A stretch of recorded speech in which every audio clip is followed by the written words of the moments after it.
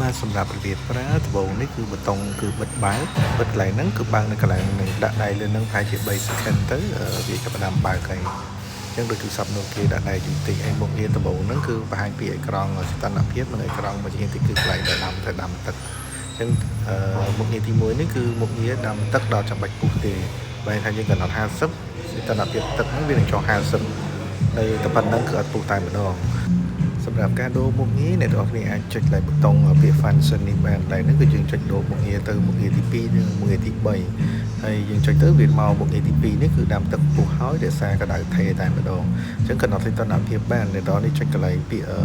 temperature នេះចុចប៊ូតុងទី2ហ្នឹងគឺយើងអាចដូរទៅ65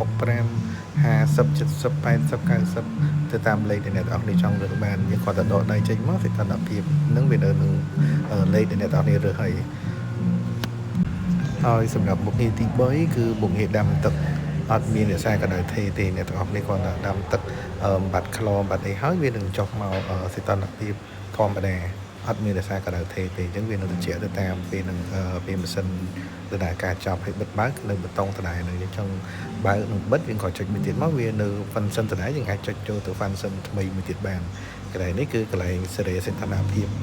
បាទអញ្ចឹងមានខ្ពស់រហូតទៅដល់90ជាងអញ្ចឹងណា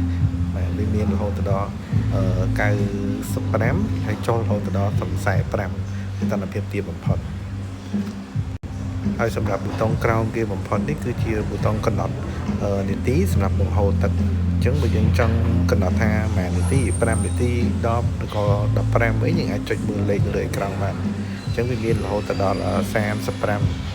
30ទៅ35ហ្នឹងឯងអញ្ចឹងអ្នកទាំងអស់គ្នាចង់ថាត្រឹមតែ5នាទីទេយើងគ្រាន់តែដកដៃចេញហើយយើងចុចរូប